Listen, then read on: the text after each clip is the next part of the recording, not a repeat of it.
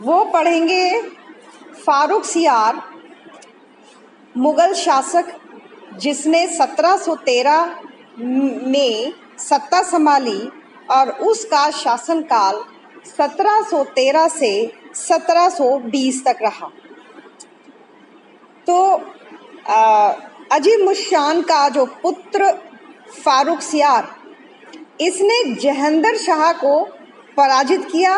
जहांगीर शाह को पराजित करने के बाद, उसको हराने के बाद सत्ता हासिल की और फारूक सियार को सत्ता हासिल करने में सहयोग दिया सैयद बंधुओं ने। सैयद बंधुओं ने जो है फारूक सियार को सहयोग दिया।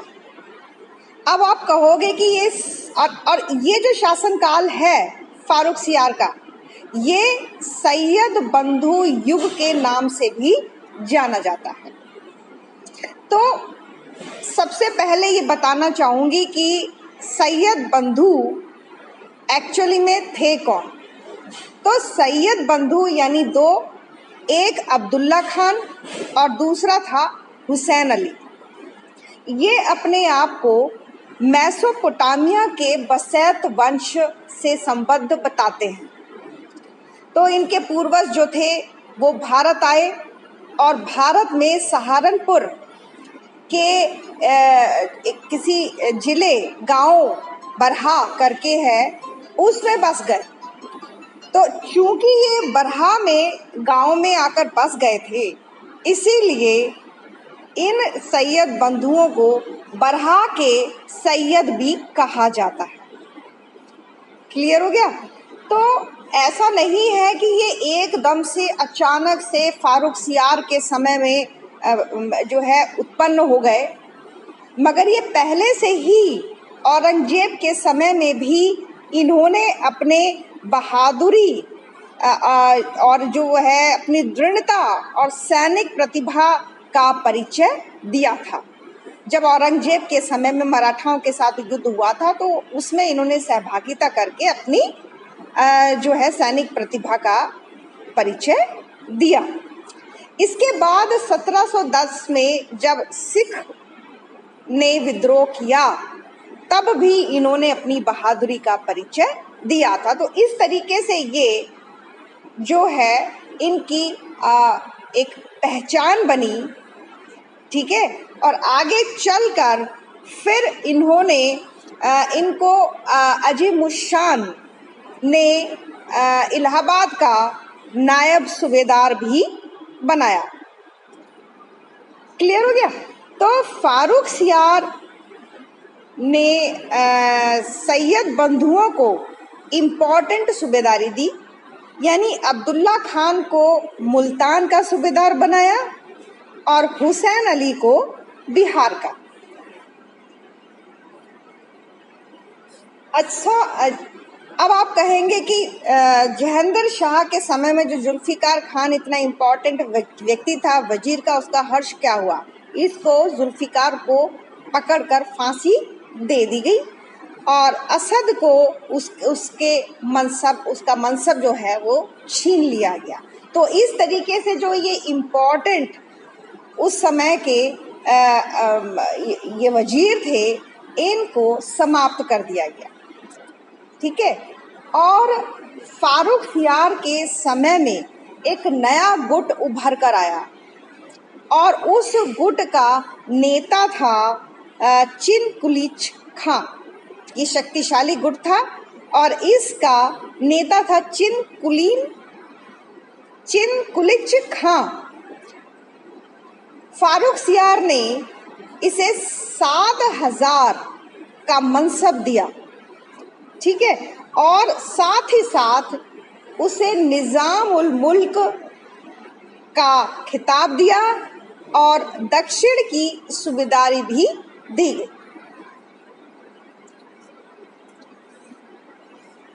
अब ठीक है, तो अब जब इसके शासनकाल की बात आती है फारूक सियार की, तो राजपूतों के जो राजपूत नीति थी फारूक सियार के समय में, ये वही नीति उसने अपनाई जो बहादुर शाह प्रथम के समय में थी। इसका मानना भी ये था कि राजपूत राजाओं के साथ मैत्री करना ठीक नहीं है, क्योंकि ये मुगल साम्राज्य के लिए अहितकर होगा। अब ये है कि यहीं से क्या है कि पूरे शासनकाल में यानी 1712 से 1713 तक फारुखसियार और सैयद बंधुओं में किसी न किसी बात को लेकर मतभेद बना रहा, जिससे राज दरबार में गुटबंदियां प्रारंभ हो गईं। अब राजपूत नीति को लेकर भी फारुखसियार और सैयद बंधुओं में मतभेद था। एक तरफ फारुखसियार तो इसके विरोध में था, वो नहीं चाहता था कि राजपूतों के साथ कोई मैत्री की जाए। दूसरी तरफ सैयद बंधु इसके पक्ष में थे कि जो राजपूतों के साथ मैत्री संबंध बनाने चाहिए। तो जाहिर बात है कि जब शुरू से ही मतभेद प्रारंभ हो गए तो आगे चलकर फारुखसियार को वो अपने अस्तित्व के लिए खतरा लगने लगा और चाहने लगा किसी न किसी तरीके से सैयद बंधुओं से छुटकारा मिल जाए। इसके लिए उसने उसके खिलाफ षड्यंत्र प्रारंभ कर दिया और इन दोनों भाइयों में यानी अब्दुल्ला और हुसैन में दोनों में फूट डालने की कोशिश उसने की, क्योंकि इन्होंने फूट डालने की कोशिश की और फारुखसियार का प्लान जो था वो सैयद बंधुओं को पता चल गया। नतीजा क्या हुआ कि फारुखसियार और सैयद के संबंध बिगड़ गए। ठीक है, अब क्या था कि और इन लोगों के संबंध बिगड़ने के कई कारण थे। एक मीर जुमला जो अमीर था वो फारुखसियार का विश्वसनीय था। अब फारुखसियार का कृपा पात्र था तो उसने जो प्रशासनिक मामले थे उनमें हस्तक्षेप प्रारंभ कर दिया और नतीजा क्या हुआ कि बिना वजीर के सलाह के, ठीक है, बिना सैयद बंधुओं के सलाह के वो अनेक अमीरों की अधिकारियों की नियुक्ति करता था और जब चाहे वो जिस भी व्यक्ति का मनसब अगर कम करना चाहे तो वो कम करता था। उसके इस रवैये से सैयद बंधु फारुखसियार से और ज़्यादा नाराज हो गए। इसके अलावा और जो इन दोनों के बीच में और ज़्यादा खटास बढ़ी, संबंध और ज़्यादा बिगड़े, वो ये हुआ कि मीर जुमला के अनावश्यक हस्तक्षेप से अब्दुल्ला खान और मीर जुमला के जो है मतभेद बढ़े, उनमें झड़प हुई और अब्दुल्ला खान ने, क्योंकि वो आलसी प्रवृत्ति का हो गया था तो इसलिए उसने जो प्रशासनिक कार्य थे जो एक तरीके से शासन व्यवस्था थी, वित्त कार्य थे, तो उसने दीवान रतनचंद को सौंप दिए और रतनचंद लालची प्रवृत्ति का था तो वो जो है रिश्वतखोरी में संलग्न हो गया। इस पर मीरचंद ने, जो मीर जुमला था, उसने इस पर रोक लगाने की कोशिश की और यहीं से अब्दुल्ला और मीर जुमला के संबंध बिगड़ गए। नतीजा क्या हुआ कि ये जो कार्रवाई हुई, ये जो इन संबंधों का असर प्रशासन पर पड़ा और जो प्रशासनिक कार्य थे उनमें रुकावट आई और साथ ही साथ जो बादशाह थे फारुखसियार और सैयद में तनाव बढ़ गया। इसके अलावा और क्या कारण थे इन दोनों के जो बीच में दूरियां आई? वो ये कि फारूक सियार के जो कार्य थे, जो उसने कुछ डिसीजंस लिए, उससे भी सैयद के मन में संशय उत्पन्न हो गया। संशय क्या उत्पन्न हुआ कि हुसैन अली को उन्होंने दक्षिण भेज दिया था। निज़ामुल मुल्क से सूबेदारी लेकर उन्होंने हुसैन अली को दक्षिण का सूबेदार बना दिया गया था। अब नतीजा क्या हुआ कि वहाँ पर हुसैन अली की स्थिति जब मजबूत होने लगी तो फारूक सियार ने उसकी स्थिति को कमज़ोर करने के लिए वहाँ पर अपना विश्वास पात्र, कृपा पात्र अमीन खां को जो है मालवा का सूबेदार बनाया। वो किस लिए बनाया मालवा का? मालवा कहाँ है? मध्य प्रदेश में, ताकि हुसैन अली इधर ना आ पाए उत्तर भारत में, पहली बात। दूसरे, उसने दक्षिण में ही कई अनेक नियुक्तियां की ताकि उसको उसके जो क्रियाकलापों पर नियंत्रण स्थापित हो सके। तो इस वजह से भी संशय बढ़ा कि भाई ये काम ऐसे क्यों कर रहा है।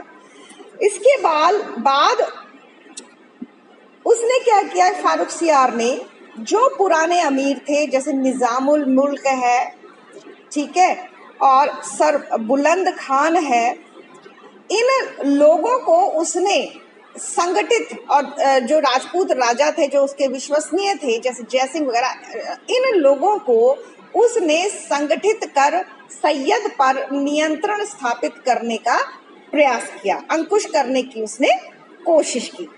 अच्छा, इन तीनों को, यानी फिर उसने राजपूत राजा अजीत सिंह, निज़ामुल मुल्क और सर बुलंद खान बिहार का उन्होंने सूबेदार बनाया था, इनको दरबार में सेना समेत बुलाया कि वो अपनी सेना लेकर यहाँ पर आए। तो जाहिर बात है कि इस तरीके की जो गतिविधियां हुई, उससे सैयद जो बंधुओं के मन में थोड़ा संशय उत्पन्न हो गया कि भाई ये फारूक सियार ये कार्य क्यों कर रहा है। फिर उसने जो है फारूक सियार ने सोचा कि इनकी मदद से, यानी निज़ामुल मुल्क, सर बुलंद जो है खान है, और अन्य और मीर जो है इनका अधिकारियों है, जो अधिकारी थे, अमीर थे, इनके सहयोग से वह सैयद को हटा देता है। मगर फिर दूसरे पल ही उसने सोचा कि अगर मान लीजिए सैयद से छुटकारा मिल गया तो फिर बाद में इन लोगों के प्रभाव से मुक्त होना और कठिन होगा, ठीक है। तो फिर उसने ये आइडिया ड्रॉप कर दिया। इसके बाद उसने ज़्यादा, क्योंकि फारूक सियार अपने दूरदर्शी तो इतना नहीं था, तो उसने क्या बिना सोचे समझे एक निर्णय लिया कि एक नया उसका कृपा पात्र था, मोहम्मद मुराद कश्मीरी। तो उस मोहम्मद मुराद कश्मीरी को उसने वजीर का पद दे दिया। जाहिर बात है कि उसके इस कार्य से जो सैयद बंधु थे वो नाराज हो गए, यानी फारूक सियार और सैयद बंधुओं में जो खाई थी वो और ज़्यादा चौड़ी हो गई। क्लियर हो गया? इसके बाद ये जो था, इन दोनों की गुटबंदी से इसका असर प्रशासन पर पड़ा, प्रशासन शिथिल हो गया, और जो शाही दरबार था वो एक राजनीतिक संघर्ष का अखाड़ा बन गया। तो जाहिर बात है कि यहाँ पर फारूक सियार की नीतियों से परेशान होकर मीर जुमला, जो कि उसका कृपा पात्र था, जो उसका विश्वसनीय था, उसने क्या किया, वह जो है सैयदों के खेमे में शिफ्ट कर गया। यानी उसने सैयद बंधुओं के साथ समझौता कर लिया। अब जो उसका विश्वसनीय उसके जाने से फारूक सियार की स्थिति और ज्यादा कमजोर हो गई। क्लियर हो गया कि परिस्थितियां कैसे कैसे बदली कि उसमें गुटबंदियां ज्यादा हो गई।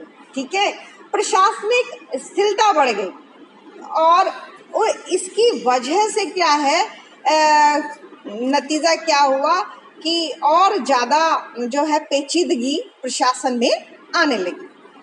क्योंकि देखिए फारूक सियार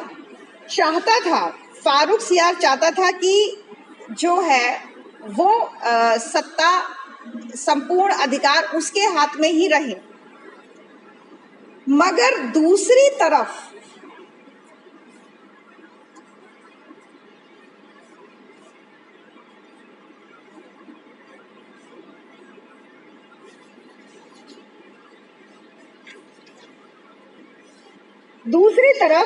फारूक सियार जो सैयद थे वो सर्वशक्तिशाली बनना चाहते थे। क्यों? और साथ ही साथ वास्तविक जो शक्ति है वो अपने हाथों में लेना चाहते थे, ताकि जो नई जो नीतियां हैं, जो प्रशासन की नई नीतियां हैं उनको प्रतिपादित कर सके। तो वो इस उद्देश्य को लेकर चल रहे थे। वो सर्वशक्तिशाली बनना चाहते थे, वो वास्तविक सत्ता भोगना चाहते थे और वो अपने उद्देश्यों में सफल होना चाहते थे। देखिए फारूक सियार अपने अस्तित्व को बनाने के लिए कोशिश कर रहा था और दूसरी तरफ सैयद बंधु, ठीक है, तो सैयद बंधु जानते थे कि वे अपने मंसूबों में तभी कामयाब होंगे जब वे अन्य जो पुराने अमीर हैं उनके साथ संबंध स्थापित करेंगे। राजपूतों, मराठों और जाट इनके साथ भी जब वे इनका सहयोग प्राप्त कर लेंगे तो वो एक तरीके से सभी का सहयोग प्राप्त करके सर्वशक्तिशाली बनना चाहते थे, उदार यानी हिंदुओं के प्रति उदार नीति अपनाकर। और वे जैसे अकबर ने उदार नीति अपनाकर राजपूतों और अन्य शासकों का सहयोग प्राप्त किया था, वे अकबर की ही नीति को अपनाकर सर्वशक्तिशाली बनना चाहते थे। ठीक है, और दूसरी तरफ जो दूसरा गुट था वो कट्टरपंथी ग्रुप था। वो भी देखिए फारूक सियार के संबंध तो खराब थे ही, उसके बाद दूसरे ग्रुप के साथ भी थे क्योंकि वो कट्टरपंथी थे। वो औरंगजेब की नीतियों का समर्थन करते थे और चाहते थे कि जो मुस्लिम्स यानी मुसलमानों के जो विशेषाधिकार हैं वो कायम हो सके। तो इस तरीके से फारूक सियार और सैयद बंधु अपने अपने अस्तित्व के लिए कोशिश कर रहे थे, अपने उद्देश्यों के लिए सिद्धांतों को बदल रहे थे। ठीक है, वहां पे सिद्धांत महत्वपूर्ण नहीं थे, उनके लिए उनके उद्देश्य महत्वपूर्ण थे। तो ये दोनों अपने उद्देश्यों को सर्वोपरि रखते हुए सिद्धांतों को जो है नजरअंदाज कर रहे थे, सिद्धांतों के साथ समझौता कर रहे थे, सिद्धांतों को एक ताक पर रख दिया था उन्होंने। अब वो अपने उद्देश्यों की पूर्ति के लिए कोशिश कर रहे थे कि किस तरीके से बाकी लोगों का समर्थन प्राप्त करके वो ज्यादा सर्वशक्तिशाली बन जाए। और इसमें सफलता जो है वो अब्दुल्ला खान यानी सैयद बंधुओं को मिली। फारूक सियार अपने हालांकि फारूक सियार ने कई बारी कोशिश की सैयद बंधुओं के साथ समझौता करने की, मगर हर बारी वो समझौता जो है सफल नहीं हो पाया और अंततः फारूक सियार की नीतियों के चलते वह अकेला रह गया। उसके साथ केवल राजपूत राजा जयसिंह था और बाकी जो थे वो अब्दुल्ला खान के साथ मिल गए। तो 1718 में स्थिति ये थी कि फारूक सियार अकेला था और बाकी के जो अमीर थे, जो इम्पोर्टेंट व्यक्ति थे, वो लोग सब अब्दुल्ला खान के साथ मिल गए। जैसे कि पुराने अमीर, जैसे अमीर खान, अमीन खान, निज़ामुल मुल्क आदि, जो सरबुलंद खान थे, ये सारे के सारे ये किसके साथ मिल गए? ये अब्दुल्ला खान यानी सैयद बंधुओं के साथ मिल गए। अब देखिए क्या स्थिति होती है। अब ये हुआ कि जो सैयद बंधुओं के पास 3 विकल्प थे। पहला था कि या तो वो फारूक सियार को हटाकर स्वयं बादशाह बन जाए, मगर जो ये विकल्प था ये अव्यवहारिक था। क्यों अव्यवहारिक था? कि अगर वो बन भी जाते तो हो सकता है जनता का समर्थन उसे प्राप्त ना हो पाता और विद्रोह भड़क जाता। दूसरा विद्रोह था, दूसरा विकल्प था कि तैमूर वंश के किसी अन्य जो वंश का जो सदस्य है उसको शासक बनाया जाए। इसके बाद तीसरा विकल्प था फारूक सियार को जो है समर्थन दिया जाए और मगर सारे अधिकार वो स्वयं उसके पास आ जाए, माने उसे वो जो फारूक सियार को मात्र कठपुतली बनाकर वो शासन करे, एक पप्पट वो बन जाए। फारूक सियार जो है वहां पर नाम मात्र का शासक बने और जो वास्तविक अधिकार हैं वो सारे के सारे सैयद बंधुओं के पास आ जाए। तो अब्दुल्ला जो सैयद बंधु थे, इन्होंने अब्दुल्ला ने विचार किया और उसको तीसरा विकल्प सही लगा कि फारूक सियार को नाम मात्र का शासक बना दिया जाए और बाकी के जितने भी अधिकार हैं वो उसके पास आ जाए।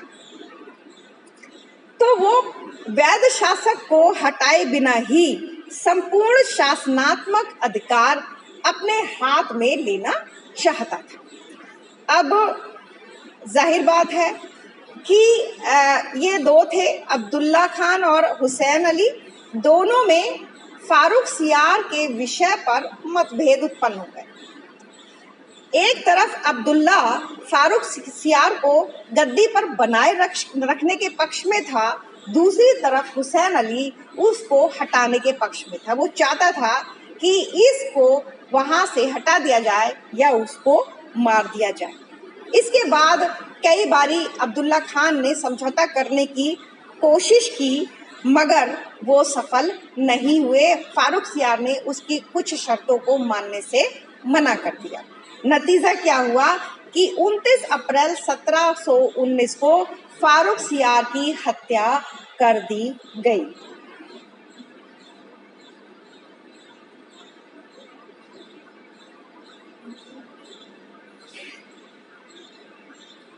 ठीक है, अब उसकी हत्या कर दी गई और उसकी स्थिति के बाद यानी हत्या के बाद और ज़्यादा प्रशासनिक समस्याएं, गुटबंदी और प्रशासनिक गड़बड़ जो थी वो और ज़्यादा भयंकर हो गई और भीषण समस्याओं का उन्हें सामना करना पड़ा सैयद बंधुओं को। ठीक है, तो आज का ये